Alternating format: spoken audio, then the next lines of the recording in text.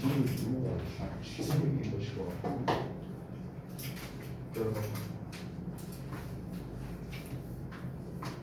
이거 봅시다.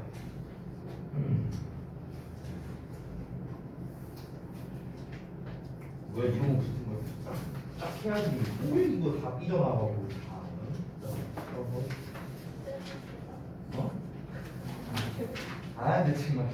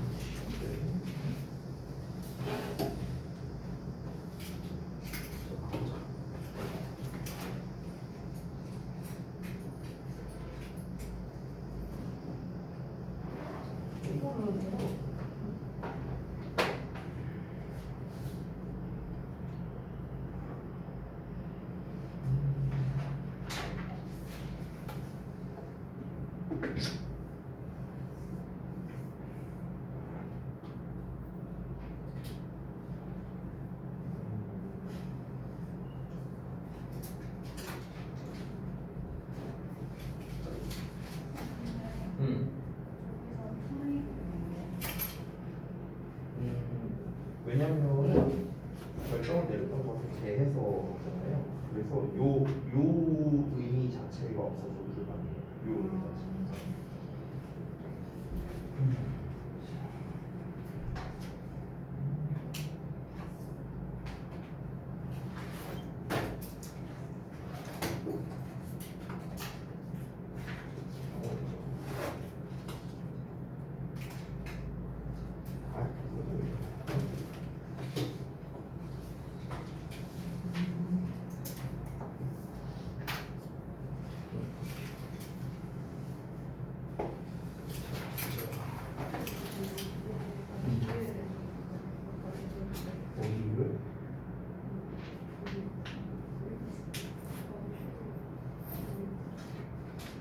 experiencing까지 똑같고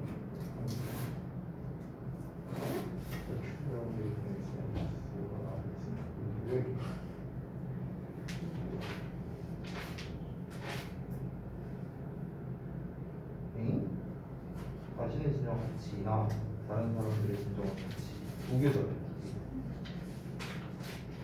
자신의 진정 가치 또는 다른 사람들의 진정 가치. 그럼 진정 가치 그리고 얘냐의 차이니까 이거는 5월.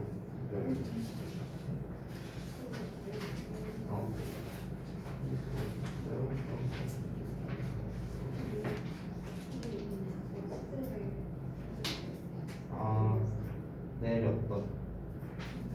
요거 때문에. 네.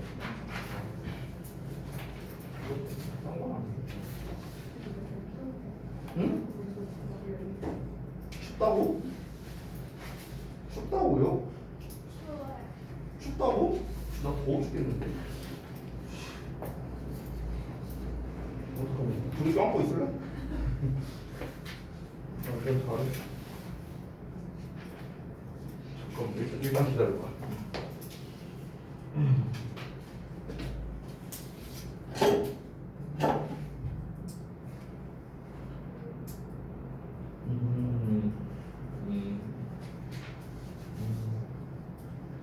분사 자리인데 막 현재 분사로 바꾸고 자가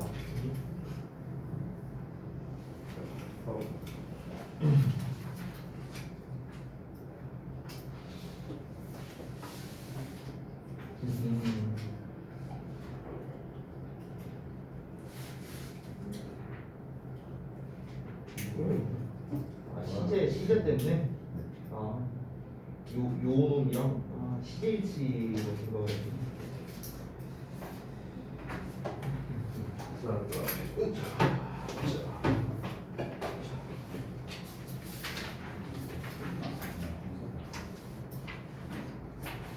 느낌이 없어.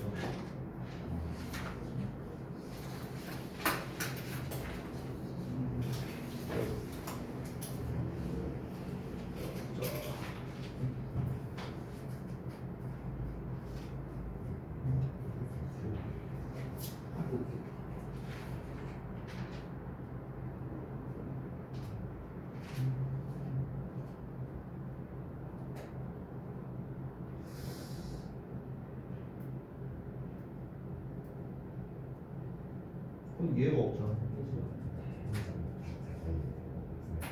그러니까 이게 없다고 가정하면요. 이게 없다고 한번 가정하고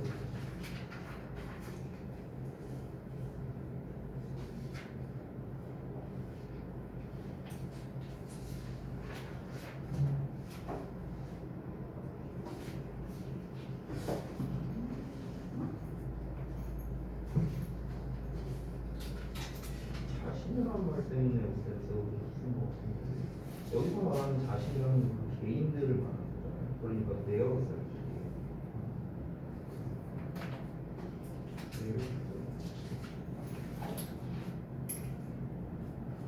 이거는 뭐 자꾸 잘못된 말이고 틀렸다고 말할 수는 없겠죠. 근데 보통 뭐랄까 이렇게 표현을 잘 안 하는 것 같아요. 그러니까 법적으로나 뭐 이게 내용 전달이 안 되거나 그런 거는 아니에요. 근데 보통 이 표현 자체를 우리가 보통 이제 지난번에 알겠죠? 프리랜스라든가 힙이라든가 이런 표현들 있잖아요. 그래서 그러니까 요 버전으로 표현을 해서 보통 이렇게는 잘 표현을 안 하죠. 이 정도가 있고.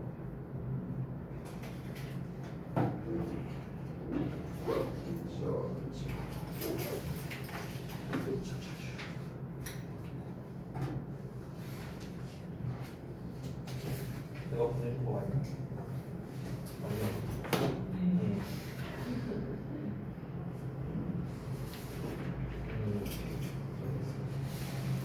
오늘 조금 난이도가 있었나?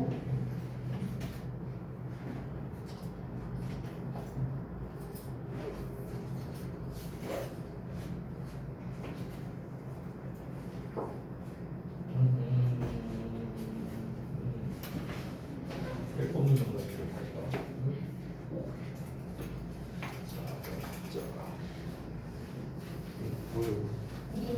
무효.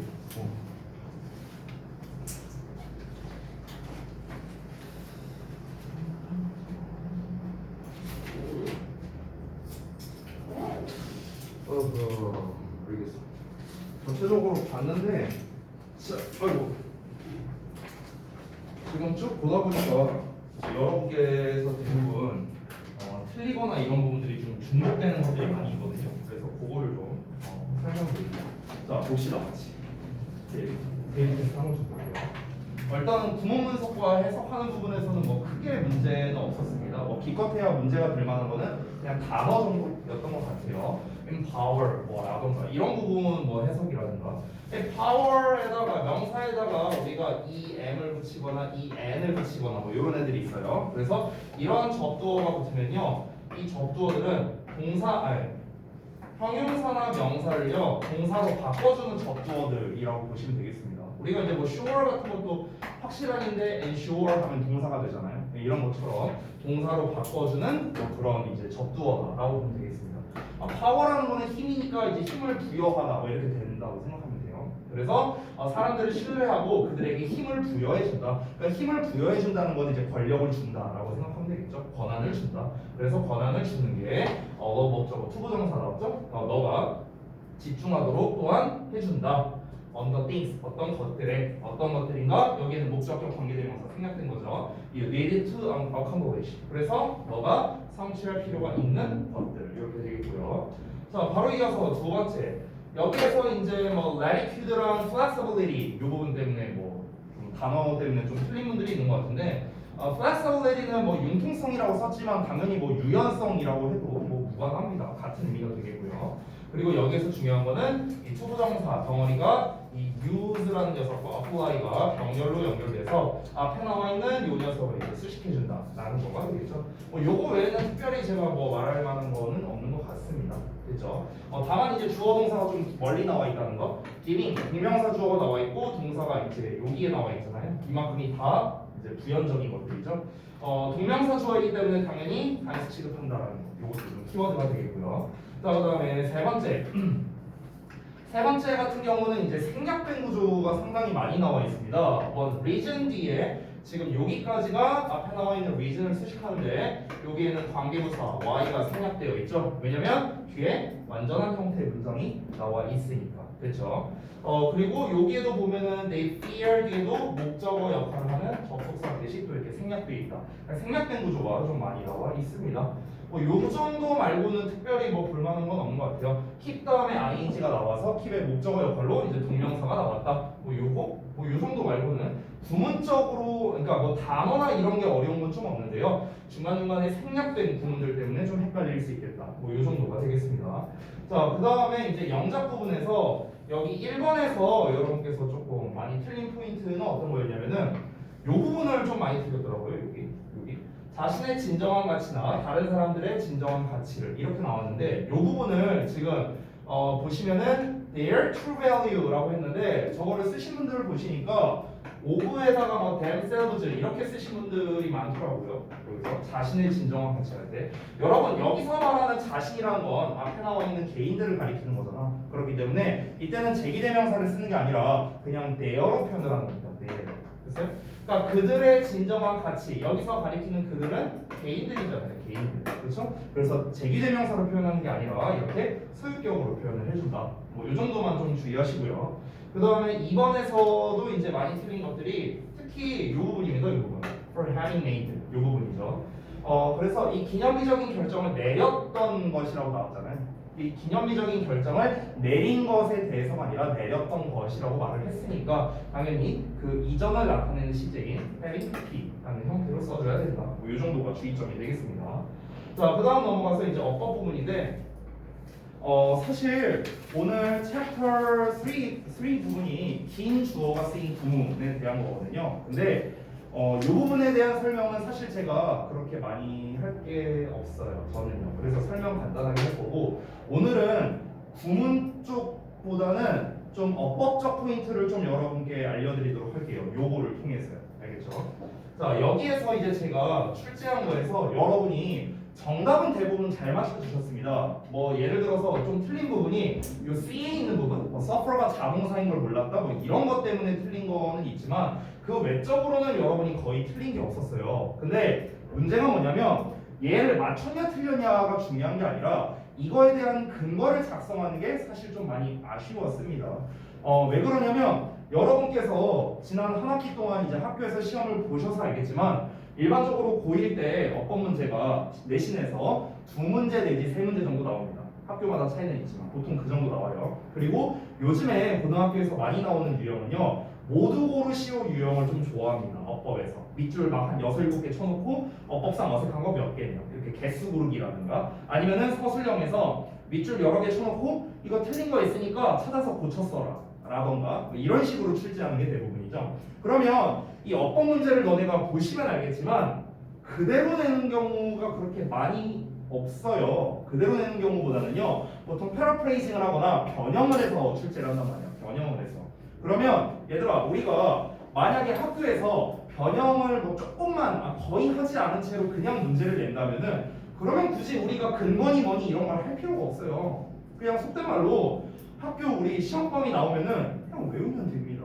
속된 말로. 근데 의미가 없죠. 왜냐면 외워봤자 어차피 변형돼서 나오고 변형에 우리가 대처를 하려면은 얘를 우리가 어떤 식으로 문제풀이를 해야 되는가 어법의 문제풀이에 대한 근거를 알아야 되기 때문에 여러분께서 이 근거를 정확하게 알고 계셔야 된다라는 건데요. 자, 지금 밑줄이 총 6개가 쳐져 있거든요. 자, 그럼 여기에서 제가 구별을 좀 해볼게요. 저는 이제 제 수업을 좀 이제 오랫동안 들으신 분들은 아시겠지만 자, 처음 듣는 분들을 위해서 제가 다시 한번 설명드릴게요. 고등부에서 나오는 어법은요 딱 3종류로 나눕니다. 저는 이거는 내신, 모의고사, 수능 전부 다 마찬가지입니다. 첫 번째는 동사 관련된 거고 두 번째는 절 관련된 거고 세 번째는 기타. 저는 이렇게 나눠요. 여기에 이제 기타에 속한 어법들이 이제 몇 개가 있는데 뭐 대표적으로 이런 거죠.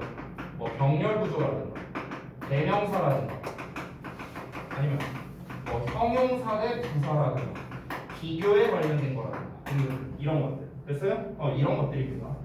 요 우선순위대로 보통 시험에 출제가 되는데요. 학년마다 조금 비중이 달라지긴 합니다.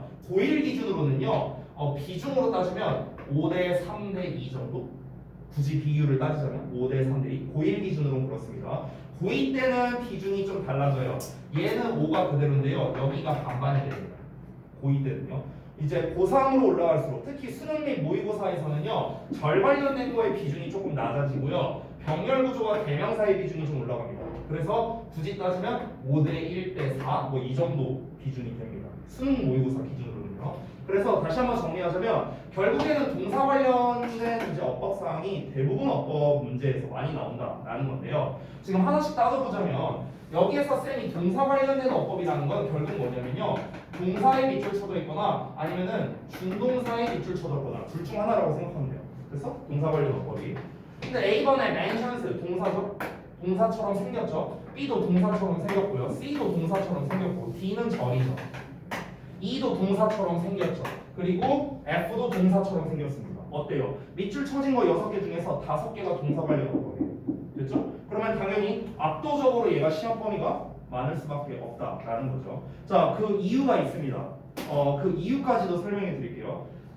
여러분이 앞으로 영어를 배우는 한 어떤 문법이라든가 어법에 관해서 공부를 할 때는요. 압도적으로 동사 관련된 문제가 비중이 최소 절반 이상이 됩니다. 어떤 시험을 보더라도요. 어떤 시험. 너네가 토익 시험을 보든 공무원 시험을 보든 어떤 시험을 보더라도 영어에서의 문법, 어법의 비중은 무조건 동사가 반 이상이에요. 왜 그러느냐? 여러분께서 중학교 2, 3학년 때 일반적으로 쓰는 문법 교재가 있어요. 뭐 그래머 인사이드라든가 막 이런 뭐 시중 교재 있잖아. 그런 시중 교재 챕터를 한번 쭉 보시면요. 보통 챕터 1부터 챕터 12까지 있거든요.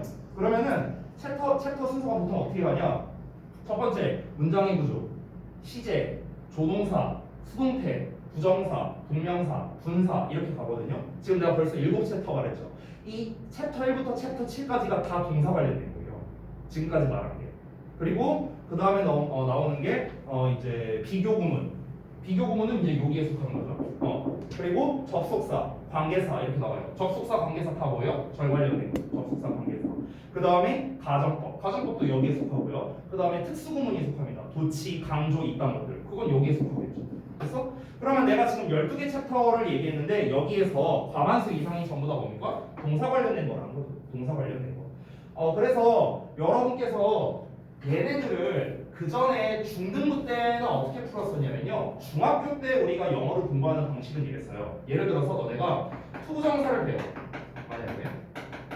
그럼 뭐 투부정사가 뭐 명사적 용법이니 형용사적 용법이니 부사적 용법이니 뭐 이딴 식으로 있대. 그래서 각 뭐 얘가 주어로 쓰여 목적어로 쓰여 보어로 쓰여 뭐 비투용법이니 뭐가 막 이렇게 짜르르 있어. 그럼 너네는 여기 있는 거를 열심히 외워. 열심히 외운 다음에 그 다음에 이거를 시험에 적용한다. 이게 여태까지의 문법 공부였다고요. 근데 지금 고등부에서는요 거꾸로 가야 돼요.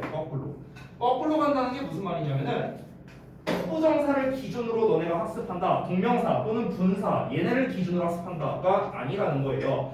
동사 관련된 걸 기준으로 학습을 해야 되고 절 관련된 거란 걸 기준으로 학습해야 되고 즉 카테고리를 크게 잡아야 된다라는 겁니다. 왜냐면은 고등부에서는 시험이 전범위로 나오기 때문에 그래요.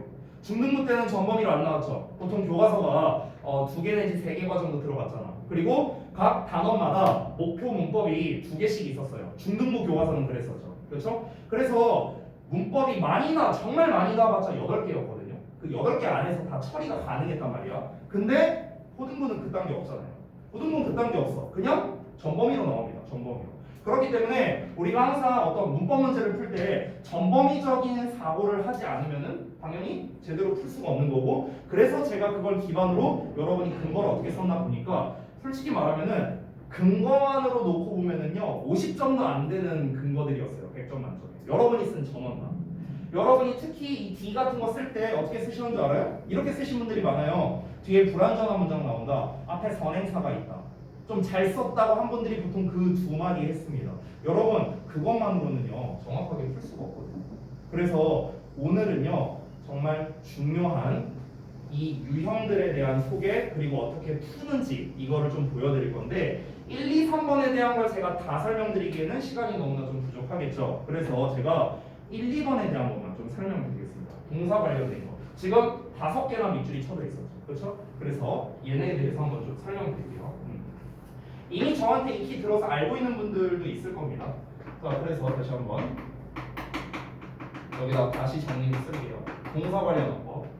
자, 동사 관련 어법은 전에 수업 시간에 한번 했던 것 같기도 한데요. 근데 워낙 중요한 부분이라 제가 다시 한번 또 못 들은 분이 있을 수도 있으니 다시 한번 설명드릴게요. 동사처럼 생기면은 전부 다 동사 관련 어법으로 칩니다. 동사처럼 생겼다. 동사처럼 생기면 모두 동사 관련 어법이다. 즉 한마디로 말하면 동사와 준동사. 됐어? 얘네들 말하는 겁니다. 자, 이거를 풀 때는요, 가장 먼저 해야 되는 첫 번째 단계가 뭐냐면 동사 자리가 맞냐 아니냐를 판단하는 겁니다. 이게 1순위예요. 동사 자리가 맞냐 아니냐를 판단합니다. 무조건 여기에서 시작을 해야 돼요. 모든 동사 밑줄은요, 시작은 여기에서 시작입니다. 여러분, 제가 1번의 근거에다가 뭐라고 써놨는지 여러분 그 해설지를 읽어보세요. 뭐라고 써놨나 제가. 앞에 나온 저 factor에 대한 동사는 뒤에 나온 is이다. 따라서 동사 자리가 아니다라고 제가 써놨어요. 여러분, 항상 시작은 뭐야? 동사 자리가 맞냐 아니냐로 시작하는 거예요. 알겠죠? 동사처럼 생기는 애들은. 자, 동사 자리가 맞는지 아닌지는 어떻게 판단합니까? 부분 분석하면 되죠. 그러라고 우리가 부분 분석하는 거잖아. 그래서 여기에서 부분 분석했을 때 주어, 동사, 목적어 나왔고 전치사에 명사 나왔고 번 나왔네. 벗이 나왔다는 거는 문장을 새롭게 쓰겠다라는 거겠죠. 자, 이것도 별거 아닌 건데 쌤이 팁 하나 줄게, 얘들아. 우리 이건 안 써도 되는데 접속사 and나 벗이나 뭐 이런 애들이 있잖아요. 등위 접속사 애들. 얘네가 그냥 나올 때랑 앞에 콤마가 붙을 때는 좀 차이가 있거든요. 어떤 차이가 있냐면요. 콤마가 없을 때는요 병렬 구조라고 생각하면 돼요. 그래서 콤마가 없을 때는, 콤마가 있을 때는요 둘 중 하나예요.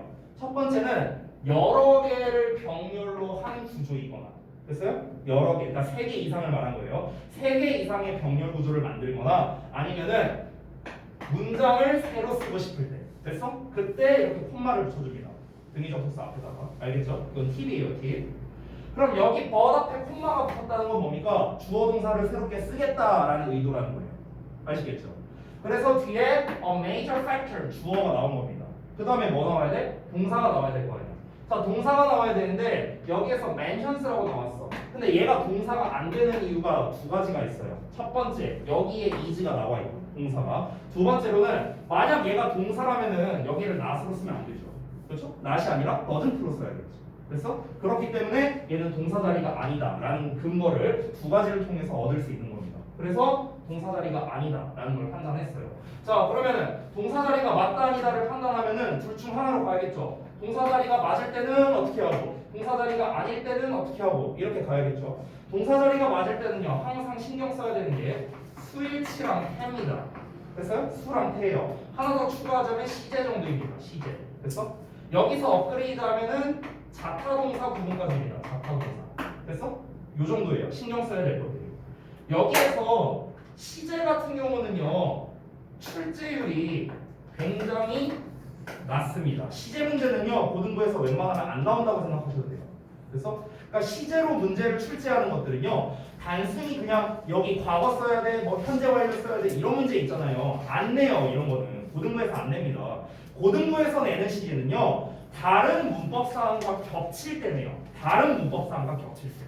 선생님, 다른 문법 사항과 겹친다는 게 뭡니까? 예를 들면 이런 거죠. 가정법이야. 뭐 if절 어쩌고 나왔어. 그때 가정법 과거 쓸래? 가정법 과거 완료 쓸래? 그럼 이거는 시제를 물어보는 문제이지만 엄밀히 말하면 가정법 안에 포함되어 있는 거죠. 그래서 그러니까 이런 식이라는 거죠. 아니면은 뭐 예를 들어 to의 동사 원형 쓸래? to have pp 쓸래? 그럼 이것도 시제를 물어보는 거긴 하지만 to 부정사 안에 포함되어 있는 거죠. 이해되십니까? 그러니까 시제 문제를 낼 때는요 어떤 다른 어떤 문법 사항과 결합돼서 출제를 하는 거지 그냥 생으로 여기 현재 완료 써야 돼? 과거 써야 돼? 뭐 미래 써야 돼? 이런 거는요 중3 때까지만 나오는 겁니다. 중3까지만. 고등부에서는 그런 문제가 안 나와요. 알겠죠? 자, 다시 돌아가서 그래서 시제는 출제율이 낮고요. 웬만하면은 수일치 물어보거나 태 물어보거나 좀 더 업그레이드 하자면 뭐다? 자타동사 물어보는 거예요. 그래서 동사 자리가 맞다면요. 동사 자리가 아니라면은 당연히 우리가 뭘 신경 써야 됩니까? 어떤 준동사를 사용해야 되냐 여기로 접근을 해야 되는 거예요. 그래서 동사 자리가 아니라는 건 무슨 말이야? 준동사 자리라는 소리잖아. 부정사, 동명사, 분사 셋 중에 하나를 써야 된다는 거죠. 됐어요? 그러면 이제 우리가 중등부 때 배웠던 걸 여기서 적용하는 거야. 부정사, 동명사, 분사 셋 중에 하나를 써야 되는데 만약에 여기가 명사 자리가 아니야. 그럼 동명사는 자연스럽게 탈락되겠죠. 그렇죠? 부정사가 명사로 쓰이는 것도 탈락되겠죠. 됐어요? 이런 식으로 하나씩 소거해 간다고 생각하시면 돼요. 소거해 간다. 그래서 어떤 준동사를 사용할지는 여기에서 이제 우리가 중등부 때 배웠던 걸 적용하는 거예요. 어느 준동사를 쓸 거냐. 여기에서 끝나는 게 아니라 역시나 또 태까지 신경 써야 되고 시제까지도 신경 써야 됩니다. 근데 아까 말했다시피 시제는 좀 출제율이 낮은 편이라서 보통 태 갖다가 문제를 많이 냅니다. 됐어요? 이런 과정이요. 동사 관련 어법을 푸는 과정은 이렇고요. 저도 이렇게 풀어요. 저도 어법 문제를 풀 때. 다만 이 프로세스가 빠를 뿐이죠. 그냥 속도의 차이일 뿐입니다. A번 문제를 풀 때 어떻게 해야 되느냐? 한번 이 과정대로 보여주자면 아까 말했다시피 일단 근거를 찾아서 얘와 얘를 보고 나서 우리 근거를 찾았습니다. 뭐다? 동사 자리가 아니다라는 근거를 찾았어요. 그럼 이제 어떻게 접근해야 돼? 준동사를 사용해야 된다. 부정사나 동명사나 분사 셋 중에 하나를 써야 된다라는 거를 우리가 알게 됐습니다. 자, 그럼 여기에서 일단 탈락시킬 수 있는 게 앞에 주어가 나왔거든. 그리고 여기에 동사가 나와 있어.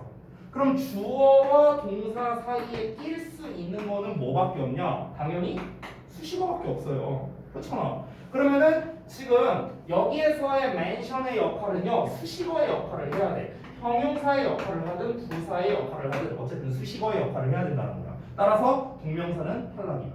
이렇게 시작할 수 있는 거죠. 그럼 이제 여기에서 우리가 쓸 수 있는 경우의 수를 생각해 보자면은 투부정사나 아니면은 분사를 쓸 수 있겠죠. 됐어요? 이렇게 접근을 하는 겁니다. 자, 그럼 이렇게 접근을 했을 때 일단 여기에서 그 다음에 이제 접근해야 될 거는 사실 제일 쉬운 방법은 여러분 입장에서 제일 쉬운 거는 그냥 해석해 보는 거예요. 해석해 보는 거. 그럼 이제 해석을 해봤을 때 자주 언급되지 않은 주요 요소 이렇게 해석을 하는 게 가장 적합하겠죠.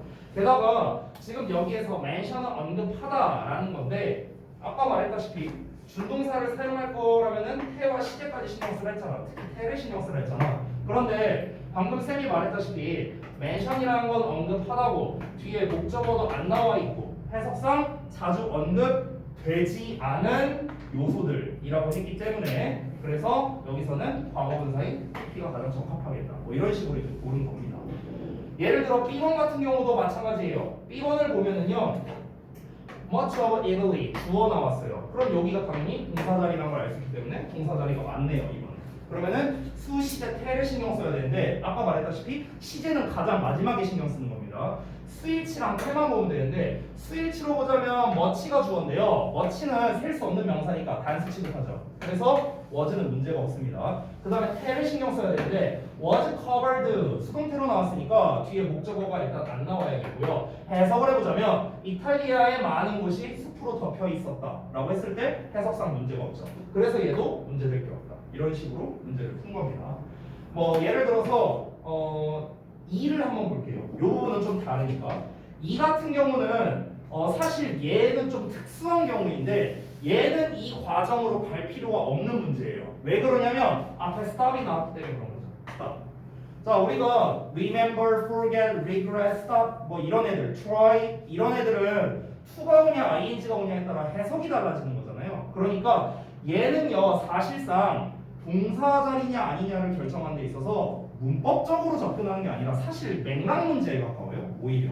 그러니까 겉보기에는 어법 문제지만 사실상 어휘 문제에 가깝거든. 이거를 빨리 푸는 팁을 하나 알려줄게요. 스탑에 관련돼서 나왔을 때 스탑에 ing가 나오면요 ing를 안 한다라는 뜻으로 해석하면 돼요. ing 안 한다. 근데 스탑에 to가 나오면요 투부정사를 한다라고 해석하면 돼요. 그래서 둘이 반대 관계야. 반대야. 반이어에 가까워요. 사실상. stop ing. ing하는 걸 멈춘다. stop smoking. 담배 피는 걸 멈춘다. 금연한다. 담배 안 핀다라는 뜻이잖아. 그렇지? 근데 stop to smoke. 담배 피기 위해서 내가 하고 있던 행동을 멈춘다. 그럼 담배를 핀다는 소리잖아요. 됐어요? 그러니까 단순하게 우리가 문제를 풀 때는요. 안 한다, 한다로 접근하면 돼요. 간단하죠? 이렇게 푸시면 됩니다. 그래서 이거는 어법이 아니라 사실상 문맥 문제다. 맥락 문제다라고 보시면 돼요. 그래서 이에 밑줄 쳐져 있는 부분을 정확하게 풀려면 이 문장만 갖고는 풀 수가 없고요. 그 전 문장까지도 사실은 해석을 해봐야 정확하게 풀 수 있는 겁니다. 저런 특수한 경우가 있긴 있겠죠. 당연히 해석을 해야만 해결이 가능한 애들도 있는데 대부분의 동사 관련 어법은 요 과정으로 풀어야 실수가 안 납니다. 실수가 안 생겨요. 자, 그리고 D 같은 경우를 좀 짚고 넘어가도록 할게요. 여기 좀 지우고. 자, D 같은 경우는요, 절 관련된 건데, 자, 절 관련 어법도 알려드릴게요. 어차피 오늘 챕터 3에서 설명할 부분이 긴 주어가 쓰인 그 구문이라고 나와 있거든요. 그래서 요거를 하면서 같이 좀 아니다. 요거를 먼저 좀 따로 설명할게요. 이거는 제가 전에 말했다시피 그 완수불명에 대한 이야기를 제가 아마 첫 시간인가 한번 한 적이 있어요. 그걸로 해결이 가능합니다. 다시 한번 써보자면, 자, 완전한 문장은 수식어와 짝이고, 수식어는 형용사랑 부사죠. 그리고 불완전한 문장은 명사랑 짝이다 라는 얘기를 했었습니다. 첫 시간에 이 얘기를 했었어요. 그래서 앞글자를 따서 완수불명이라는 얘기를 했었는데요. 왜 이런지에 대해서 다시 한번 이유를 말씀드리자면, 완전한 문장이라는 거는 우리 1, 2, 3, 4, 5형식 형태에 알맞은 형태, 알맞은 문장, 그게 완전한 문장이에요. 예를 들어 이렇게 5형식 구조가 있어. 그럼 여기까지가 뭐야? 완전한 형태예요. 완전한 형태. 그럼 이 완전한 형태로 문장이 안 끝나고 뭔가를 뒤에 더 쓰고 싶어. 그럼 뭐만 가능하다? 수식어만 가능하다. 앞에 뭔가를 더 쓰고 싶어. 뭐만 가능하다? 수식어만 가능하다고요. 그래서 다른 주어 동사 목적어 보어를 쓸 수가 없다라는 겁니다. 이미 얘로 완전하니까. 이미 완전하니까요. 자, 그런데 불완전한 문장이라는 거는요, 정의가 명사가 빠져있는 문장이거든요. 이 불완전한 문장이라는 말의 정의가 뭐냐면 명사가 빠져있는 문장 이런 뜻이에요. 그러면은 예를 들어서 내가 삼형식을 쓰고 싶은데 얘가 없어. 얘가 없다고 쳐봐. 그럼 명사가 빠져있는 잘못된 문장이죠. 불완전한 문장이죠. 그렇기 때문에 우리가 어떻게 해야 됩니까? 명사를 써서 메꿔줘야 되는 거예요. 요만큼만 보면 불완전한 문장이야. 그래서 뒤에 뭐가 나왔어? 명사가 나왔어. 그래서 얘를 합치면 뭐가 돼요? 합치면 완전한 문장이 되는 거죠. 됐나요? 이렇게 약간 어떤 느낌이냐면 이 완전 불완전에 대한 게 좀 테트리스 맞추는 느낌이라고 해야 되나? 예를 들어서 테트리스에서 이렇게 생긴 블록이 있어. 자, 내가 만들고 싶은 게 이거야. 이렇게 네모난 블록이야. 그럼 이게 완전한 형태라고 한번 쳐봐. 그럼 내가 여기에서 이미 주어 동사 목적어 보어를 다 써서 완전한데 여기다가 주어를 하나 띡 하고 더 썼어. 그럼 이거는 불완전한 형태가 돼버리잖아. 그러니까 얘가 들어가면 안 된다는 거죠. 내가 만약에 블럭이 이런 형태예요. 그럼 여기에 이거 하나만 들어가면 완전하겠죠. 그러니까 이 상태는 지금 불완전한 상태인데 여기에 하나 딱 넣으면은 이제 합쳐서 완전한 문장이 되는 거죠. 비슷한 거예요. 비슷한 거. 그래서 자, 요 개념을 알고 들어가면은 사실 되게 쉬워지는데요. 자, 지금 D에 나와 있는 걸 갖고 한번 이 완수불명 개념을 이용해서 문제를 한번 풀어보겠습니다. 어떻게 풀면 되냐면, 얘들아, 왓에 밑줄이 쳐져 있다는 건 사실 왓이랑 that을 구분하라는 거잖아요. 그렇죠? that은 제가 2번 쓸게요. 잘 봐. 왓이라는 거는 너네가 잘 알다시피 관계 대명사예요. that이라는 건 명사절 접속사도 있고요. 관계 대명사 that도 있습니다. 그렇죠? 자, 그럼 잘 봐봐. 니네가 기존에 알고 있는 상식은 뭐예요? 관계 대명사 뒤에는 불완전한 문장 온다죠. 그렇죠? 니네가 이미 알고 있는 거. 그러면 관계 대명사 뒤에 불완전한 문장이 오는 이유는 불완전한 문장은 관계 대명사, 명사랑 짝이기 때문에 그렇습니다. 됐어요? 불완전한 문장은 명사랑 짝이기 때문에 불완전한 문장은 관계 대명사, 불완전한 문장은 관계 대명사랑 짝이 되는 거예요. 됐어요? 자, 여기서 이제 제가 아까 한 가지 안 쓴 게 수식어 내지는 접속사도 가능합니다. 이 완전한 문장과의 짝은요. 그래서 접속사 뒤에는 완전한 문장이 와요. 우리가 그 종속 접속사라 불리는 애들이 있죠. that, if, whether, when, as, while, 뭐 before, after, since 이런 애들. 모든 접속사는요 단 하나도 예외 없이 무조건 뒤에 완전한 문장입니다. 무조건. 자, 이렇게 왔어요. 근데 이 덩어리로 다 한번 만들어 볼게요. 덩어리를 봐봐. 자, 왓절은 무슨 절이야? 명사절이잖아. that절 무슨 절? 명사절이죠. 이 관계대명사 대 무슨 절? 형용사절이죠. 그럼 잘 봐봐. 우리가 지금까지 이걸 학습할 때는요 뒤에 어떤 문장이 오느냐만 우리는 공부를 했어요. 앞에 어떤 문장이 오는지에 대해서는 신경을 안 썼다는 겁니다. 어떻게 먼저 볼까요? 이 덩어리가 명사예요. 명사래. 그럼 앞에 어떤 문장 와야 돼? 불완전한 문장 와야 돼. 됐어? 이 덩어리가 뭐래? 명사래. 그래서 앞에 뭐가? 불완전한 문장 와야 돼요.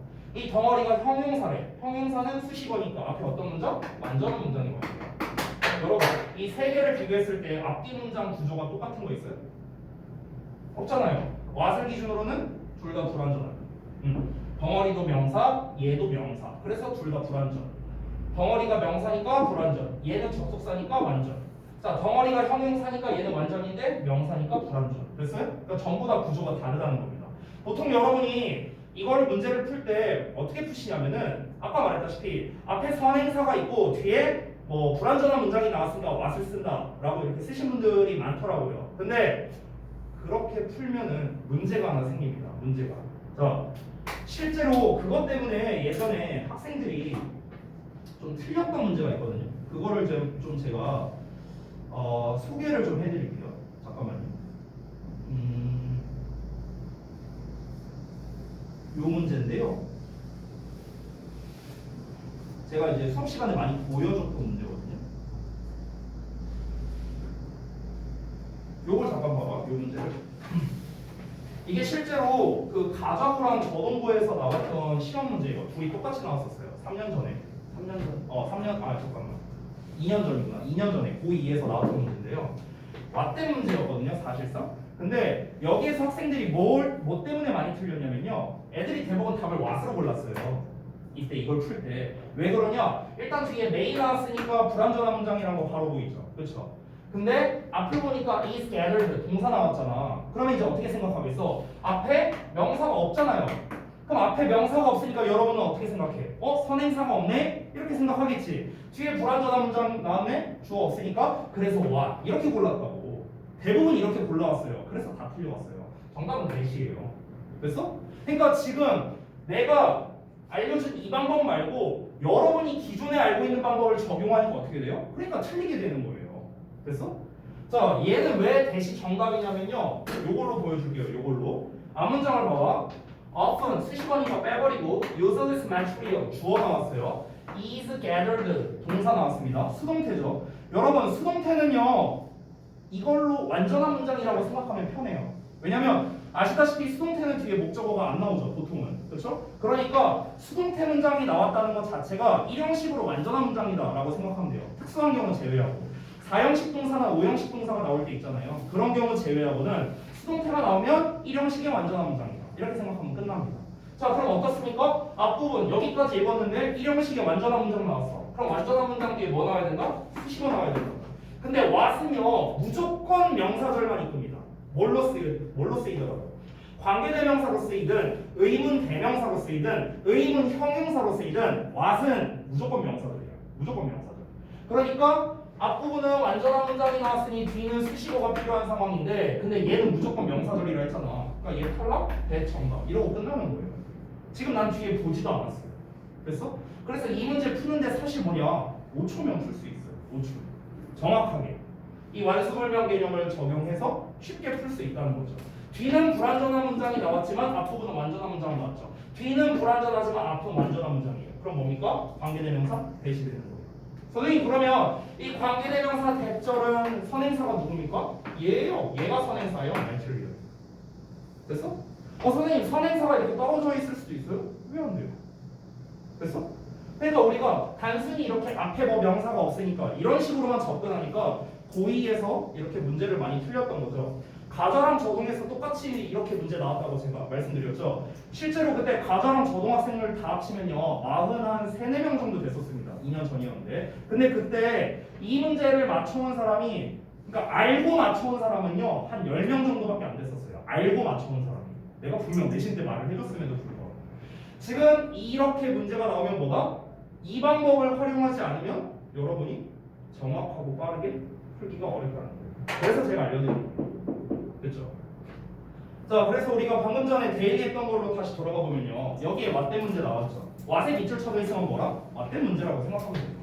그러면 시작점을 한번 먼저 보는 거야.